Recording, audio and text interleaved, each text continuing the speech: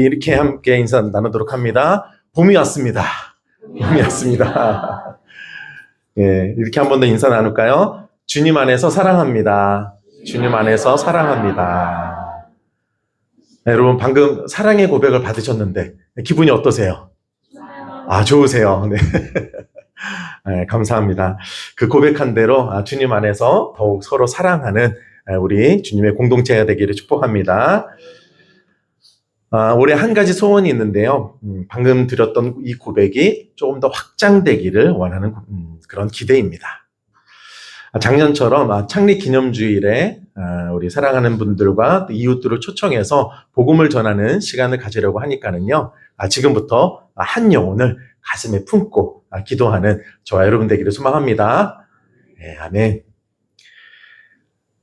영화나 드라마의 주제가 대부분 사랑을 담고 있기 때문에 우리가 많이 볼 수 있는 장면 중에 하나가요.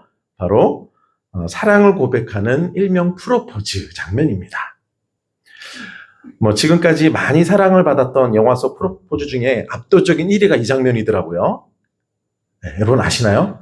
네, 러브 액츄얼리라는 영화에 나오는 프로포즈 장면인데 스케치북에 하고 싶은 고백을 담아서 했던 모습이 아주 인상적이었습니다. 자, 여기서는 당신은 나에게 완벽한 사람입니다. 라고 지금 고백을 하고 있죠. 이 장면은요, BPC라는 영화의 프로포즈 장면인데요. 보이시는 노란색 수선화가 이 남자가 다 심은 거라고 합니다. 이 여자에게 고백을 하기 위해서 1만 송이 되는 수선화를 심은 다음에 이렇게 고백을 하는 장면인데 참 아름답죠?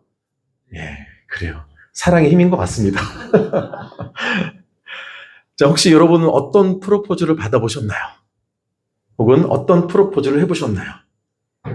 공교롭게 이 자리에 또 우리 예비 신랑님이 또 앉아 계셔서 궁금한 마음이 있지만 제가 물어보진 않겠습니다. 제가 프로포즈 얘기하니까 지금 많은 분들이 목사님 우리 땐 그딴 거 없었슈 이런 표정으로 지금 바라보고 계시는 것 같은데요. 사실 그렇습니다. 예전에는 얼굴도 안 보고 이렇게 결혼하는 경우들이 또 많이 있지 않았어요? 그러니까 프로포즈라는 용어도 낯서실 수밖에 없으시죠. 자, 그래도 이런 장면을 보시면 마음이 어떠세요? 흐뭇하시죠? 예, 그래요. 자, 그런데요, 이런 장면을 보면서 한편으로 이런 생각도 해보게 됩니다. 이렇게 열심히 준비해서 프로포즈에 성공한 사람들이 결혼한 이후에는 잘 살았을까요? 이 뒷이야기는 어떨까요? 영화나 드라마가 대부분 이 뒷이야기를 보여주지 않기 때문에 우리가 다 알 수는 없지만 여기 계신 대부분의 분들은 그들에게 어떤 현실이 펼쳐졌을지 대부분 짐작하실 것입니다. 그러시죠? 예. 자, 그래서 그것을 아는 사람들은 결혼이 사랑의 꼬린 지점이 아니라 출발선이라고 말을 합니다. 자, 프로포즈에 성공하는 것도 중요하지만 더 중요한 것은 그때부터 시작되는 결혼 생활을 얼마나 행복하게 유지하느냐에 있다라는 것을 알기 때문이죠. 자, 이것을 통해서 우리는요, 한순간의 고백도 중요하지만 그 고백 이후의 삶이 훨씬 더 중요하다라는 사실을 깨닫게 되는데요. 우리는 오늘 말씀을 통해서도 동일한 장면을 보게 됩니다.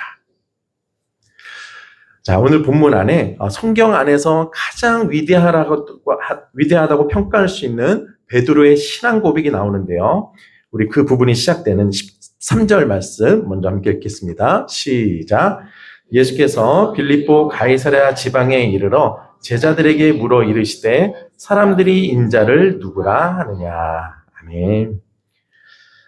예수님께서 빌립보 가이사랴에 이르렀을 때 제자들에게 사람들이 나를 누구라고 생각하니 물어보셨습니다.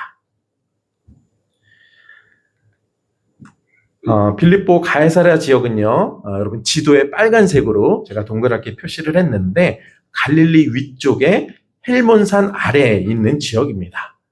자, 그것은 헬몬산 아래에 있어서 물이 아주 풍부한 곳이었습니다. 자, 그래서 농사도 잘 되는 땅으로 아주 풍요로운 곳이었고 경치도 굉장히 아름다운 곳이라고 합니다. 자, 이곳에는요, 전통적으로 판이라는 신을 섬기는 신전이 저렇게 자리를 하고 있었는데, 이 신은요, 두려움을 조장하는 신이었습니다. 그래서 여러분, 잘 보이실지 모르겠지만, 그 모습이 좀 흉측하게 생겼어요. 자, 그래서 이 신의 이름에서 공황 상태를 뜻하는 패닉이라는 말이 나왔다고 합니다. 자, 이런 판신전 외에도 이 도시에는 로마 황제를 숭배하는 로마 황제의 신전이 있었습니다. 자, 그래서 당시 이 지역을 다스리던 헤롯 빌립이 자신의 이름 빌립과 로마 황제 카이사르를 붙여서 이 지역을 가이사라 빌립보라고 짓게 되었습니다. 자, 그러니까 지금 예수님과 제자들의 배경이 되는 장면은 이렇습니다. 화려하고 풍요로운 도시 한가운데 저렇게 우상의 신전과 로마 황제의 신전이 거대하게 자리 잡고 있는 그곳에서 예수님께서 사람들이 나를 누구라고 생각하니 묻고 계신 것입니다. 사실 다른 사람들의 생각은 전하는 일은 어려운 일은 아니어서 14절과 같이 사람들이 예수님을 세례 요한, 엘리야, 예레미야 같은 선지자로 부릅니다 라고 대답을 합니다. 자, 그러자 예수님께서 정말 묻고 싶었던 질문을 이어서 물으십니다. 자, 15절 말씀 함께 읽겠습니다. 시작. 이르시되 너희는 나를 누구라 하느냐. 아멘. 네, 예수님은 그러면 너희는 나를 누구라고 생각하느냐라고 물으십니다. 사실 이 질문은요, 오늘 이 말씀을 통해서 우리에게도 동일하게 물으시는 주님의 질문이기도 합니다. 사람들은 예수님을 지금도 이렇게 저렇게 생각을 하고 있지만, 그렇다면 너는 나를 누구라고 생각하느냐? 지금 우리에게도 묻고 계신 것입니다. 자, 여러분, 혹시 이 질문에 대해 여러분 어떻게 대답을 하시겠습니까? 마음속으로 대답을 해보세요. 자, 그때 베드로가 그 위대한 믿음의 고백을 드립니다. 자, 우리 16절 말씀 함께 읽겠습니다. 시작. 시몬 베드로가 대답하여 이르되 주는 그리스도시요 살아계신 하나님의 아들이시니이다. 아멘. 예, 베드로가 예수님에 대한 가장 완벽한 고백을 합니다. 최근에 동계올림픽이 이제 끝났는데요. 그 경기하는 모습 보면 한 선수가 경기 끝나면 5명의 심사위원들이 10점 만점 중에 몇 점 이렇게 점수를 주지 않습니까? 그걸 합산해서 이제 계산을 하는데 지금 베드로의 이 대답을 5명의 심판들이 점수를 매긴다면 몇 점일까요? 예, 5명 다 10점을 들 만큼 정말 완벽한 대답을 한 것입니다. 자, 그래서 예수님께서는요, 흐뭇한 마음으로 다음과 같이 말씀해 주십니다. 자, 우리 18절 말씀 함께 읽겠습니다. 시작. 또 내가 내게 이르노니 너는 베드로라. 내가 이 반석 위에 내 교회를 세우리니 음부의 권세가 이기지 못하리라. 아멘. 본래 베드로의 이름은 시몬인데 그의 이름을 반석을 뜻하는 베드로라라고 칭하시면서 이 반석 위에 내 교회를 세우겠다라고 말씀하십니다. 즉 예수님을 향해 베드로가 했던 그 믿음의 고백 위에 예수님의 교회를, 내 교회를 세우겠다라고 말씀하신 것입니다. 자, 따라서요, 교회는 처음부터 건물을 뜻하는 말이 아니었습니다. 예수님을 주님이요, 구원자요, 살아계신 하나님의 아들로 고백하는 그 믿음을 가진 사람들의 모임이 바로 교회인 것입니다. 자, 여러분, 이때 베드로의 마음이 어땠을까요? 너의 고백 위에 내가 내 교회를 세울게. 이렇게 말씀하셨을 때 베드로의 마음이 어땠을까요? 굉장히 벅차지 않았을까요? 자신의 고백이 역사적으로 대대에 남는 그 고백이 된다고 했을 때 정말 벅찬 마음이었을 것입니다. 자, 그런데요, 이어지는 장면에서 우리는 정반대의 사항을 만나게 됩니다. 자, 먼저 앞과 뒤의 사항을 연결해주는 21절 말씀 함께 읽도록 하겠습니다. 시작. 이때로부터 예수 그리스도께서 자기가 예루살렘에 올라가 장로들과 대제사장들과 서기관들에게 많은 고난을 받고 죽임을 당하고 제3일에 살아나야 할 것을 제자들에게 비로소 나타내시니. 아멘. 자, 이때로부터라고 시작되는데 언제부터란 의미인가요? 예. 베드로의 신앙 고백 위에 주님의 교회를 세우겠다라고 말씀하신 그때로부터라는 이야기입니다. 자, 그때부터 예수님이 어떤 것을 말씀하기 시작하셨다라는 건가요? 예, 그렇습니다. 그 전까지는 말씀하지 않으시다가 이때부터 예수님이 이제 곧 고난받게 되실 것을, 죽임당하게 되실 것을, 그리고 3일째 다시 살아나게 되실 것을 제자들에게 말씀하기 시작하셨다라는 것입니다.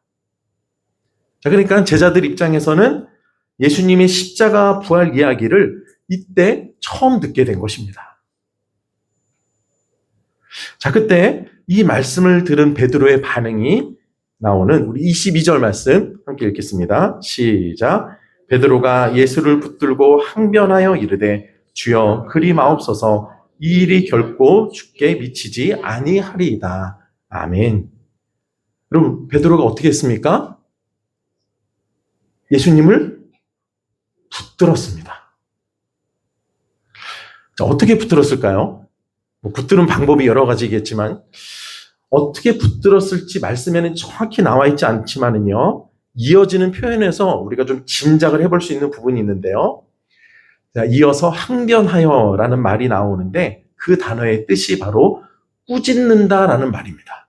뭐 한다고요? 꾸짖는다. 그러니까 지금 베드로가 예수님한테 뭐 한 거예요? 꾸짖은 것입니다. 여러분, 꾸짖는 사람이 붙잡는다면 어떻게 붙잡았을까요? 살살 붙잡은 것이 아니죠. 그죠? 예.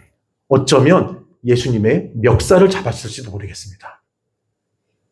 충분히 짐작할 수 있는 그런 상황이 바로 이 장면입니다. 자, 그러면서 주여 그리 마옵소서 그 일이 결코 주님께 일어나지 않을 것입니다라고 말을 합니다. 예수님을 강하게 붙잡고 꾸짖으면서 하는 말이기 때문에요. 그 상황을 생각하면 이런 이야기를 지금 베드로가 하고 있는 것입니다. 예수님, 지금 뭐라고 하셨죠? 아니, 고난당하신다고요? 죽으신다고요? 그건 말이 안 됩니다. 아니, 그런 일이 절대 일어나서는 안 됩니다. 지금 그렇게 베드로가 예수님을 붙잡고 꾸짖으면서 말하고 있는 것입니다. 자, 그러자 예수님께서 이렇게 반응하십니다. 23절 말씀입니다. 시작. 예수께서 돌이키시며 베드로에게 이르시되 사탄아 내 뒤로 물러가라. 너는 나를 넘어지게 하는 자로다. 내가 하나님의 일을 생각하지 아니하고 도리어 사람의 일을 생각하는도다 하시고. 아멘. 자, 우리는 여기서요, 앞부분과는 너무나 다른 베드로의 모습을 만나게 됩니다. 조금 전에 베드로는요, 예수님을 향한 너무나 귀하고 완벽한 고백을 했습니다. 예수님이 누구이신지, 예수님이 왜 이 땅에 오신지를 가장 잘 설명할 수 있는 귀한 고백을 드렸습니다. 그래서 예수님께 칭찬도 받고 그 고백 위에 교회가 세워진다라는 너무 감격스러운 순간을 맞이하게 되었습니다. 자, 그런데 이제는 어떻습니까? 예수님이 베드로를 향해서 뭐라고 부르고 있나요? 사탄이라고 부르고 있습니다. 너는 지금 나를 넘어지게 하는 자라고, 하나님의 일이 아니라 사람의 일을 생각하고 있다라고 지금 책망을 받고 있습니다. 정말 당황스러운 장면이지 않습니까? 조금 전에는 예수님으로부터 엄지척 이러면서 칭찬을 받은 베드로였는데 이제는 책망을 받고 있으니까 어떤 베드로가 진짜 베드로인지 의아한 마음이 들 정도로 우리를 당황스럽게 하는 장면입니다. 여러분, 우리가 이것을 어떻게 이해해야 될까요? 왜 이렇게 베드로의 모습이 조금 전의 모습과 방금 전의 모습이 이렇게도 다른 걸까요? 여러분 당황스럽지 않으세요? 앞서 연인들이 프로포즈 하는 장면을 우리가 떠올려 봤는데요. 이미 결혼하신 분들께서는 그 모습이 마냥 예쁘게만 보이는 것은 아닐 거라고 생각을 합니다. 한편으로는 걱정 어린 눈으로 그 모습을 바라보시기도 할 것이라고 생각을 합니다. 왜요? 영화에 나올 법한 아름다운 프로포즈는 아주 짧은 한순간이지만 그 고백이 실제가 되기 위해서는 많은 노력과 많은 인내가 필요하다는 것을 직접 체험으로 알기 때문입니다. 자, 그래서 결혼식에서 서약할 때 이 말씀 많이 하지 않습니까? 검은 머리가 어떻게 될 때까지요? 팥뿌리처럼 허옇게 될 때까지, 그때까지도 사랑하시겠습니까? 이렇게 주례자가 물어보죠. 자, 두 사람이 서로 사랑해서 한 가정을 이루겠다라는 그 현재의 고백이 팥뿌리처럼 머리가 희끗희끗해질 때까지도 변치 않고 그 모든 순간을 함께 할 것이라는 의미를 정말 담고 있는 사랑의 고백인지를 주례자가 물어보는 것입니다. 자, 그렇게 물어보면 신랑 신부가 어떻게 대답을 합니까? 네! 끝까지 사랑하면서 살겠습니다. 이렇게 대답을 하죠. 그렇게 하실 거죠? 네. 대답은 얼마나 잘하는지 모릅니다. 얼마나 씩씩하게 대답하는지 모릅니다. 하지만 때로 그 대답이 무색할 정도로 가정을 소홀히 하는 사람들을 볼 수 있습니다. 입술로는 고백을 했지만 그 고백 안에 정말 어떤 의미가 담겨 있는지를 깊이 생각하지 못한 것입니다. 지금 베드로의 모습이 다 그렇습니다. 입술로는요, 정말 완벽한 고백을 했습니다. 100점 만점에 몇 점이요? 100점의 고백을 했습니다. 그런데 실제로는 어떻습니까? 실제로는 예수님을 꾸짖고 있습니다. 어떻게 예수님이 그럴 수 있냐고 예수님을 붙잡고 있습니다. 여러분, 베드로가 입술로 고백한 것처럼 예수님을 정말로 하나님의 아들이라고 생각을 했다면 예수님을 꾸짖을 수 있을까요? 예수님을 정말로 구원자로 생각했다면 예수님을 감히 그가 붙잡을 수 있을까요? 절대 그럴 수 없는 일입니다. 자, 그러니까 베드로의 행동은 그의 고백이 겉으로는 완벽했지만 실제로는 내용을 제대로 이해한 고백은 아니었다라는 사실을 드러내는 것이었습니다. 중요한 것은요, 그런 베드로의 모습이 우리의 모습일 수도 있다라는 사실입니다. 하나님을 향한 우리 입술의 고백, 우리의 겉모양은 완벽하지만 실제로는 고백대로 믿지 않고 고백대로 살아가지 않는 것이 우리의 모습일 수도 있다라는 것입니다. 여러분, 베드로가 왜 예수님을 붙잡고 꾸짖기까지 했을까요? 멱살까지 잡을 만큼 격하게 반응했다라는 것은요, 지금 예수님께서 하셨던 말씀이 베드로가 가진 생각과는 정반대였다라는 것을 뜻합니다. 자, 그럼 그동안 베드로가 생각한 예수님은 어떤 분이셨다라는 의미일까요? 죽는 예수님, 고난받는 예수님이 아니라 이 땅에서 승리하는 예수님이었습니다. 로마에 속박당한 자신의 민족을 구원해 줄 정치적인 구원자로 예수님을 이해한 것입니다. 그동안 자신들을 괴롭게 했던 로마를 강력한 힘으로 무찔러 주실 그 하나님의 아들로 생각을 했던 것입니다. 그런 현실의 문제를 해결해 주실 것이라고 생각해서 자신의 모든 것을 다 버리고 따랐던 것인데 자신의 생각과 전혀 다른 이야기를 하시니 흥분해서 예수님을 붙잡고 예수님을 꾸짖은 것입니다. 여러분, 그런데 그런 베드로의 모습이 우리의 모습일 수도 있다라는 것입니다. 우리 안에는 그런 모습이 없을까요? 예수님, 그건 아니죠. 하나님 그렇게 하시면 안 되죠. 그런 모습이 우리에게 있지 않나요? 나의 어떤 문제를 해결해 주실 것이라고 생각하며 예수님을 따랐는데 나의 기대와는 다른 말씀을 하시는 예수님을 보면서 어떻게 그러실 수 있냐라고 따지는 것이 때로 우리의 모습이지 않습니까? 때로 우리는 이렇게 기도하기도 하는 것 같습니다. 하나님, 그건 아니죠. 제가 그동안에 하나님께 한 일이 얼만데 저한테 이 정도는 해주셔야죠. 이거 해결 안 해주시면 저 하나님 떠날 겁니다. 처음에는 투정을 부리다가 설득도 하다가 나중에는 하나님께 협박까지 하는 것이 때로의 우리의 모습일지도 모르겠습니다. 하나님의 뜻 앞에 무릎을 꿇는 것이 아니라 내 뜻을 하나님께 관철시키려는 것이 때로 우리의 모습일 수도 있다는 것입니다. 하지만 그것은요, 예수님을 나의 주님이요, 나의 구원자요, 하나님의 아들이시라고 고백하는 것과는 전혀 맞지 않는 그런 모습입니다. 자, 그래서 예수님은 이어서 이렇게 말씀하고 계십니다. 우리 24절 말씀 함께 읽도록 하겠습니다. 시작. 이에 예수께서 제자들에게 이르시되 누구든지 나를 따라오려거든 자기를 부인하고 자기 십자가를 지고 나를 따를 것이니라. 아멘. 그렇습니다. 무슨 말씀인가요? 베드로가 입술로 고백한 것처럼 예수님을 주로 고백하며 따르기 위해서는 먼저 자기를 부인해야 된다라는 것입니다. 자, 여러분, 자기 부인이 무엇인가요? 자기 부인은요, 내가 내 인생의 주인이 아니라는 것을 인정하는 태도입니다. 자, 어떤 태도라고요? 내가 내 인생의 주인이 아니라는 것을 인정하는 태도입니다. 사실 우리가 예수님을 주님 이렇게 고백하고 믿는다는 것은요, 바로 그 고백을 드리는 것입니다.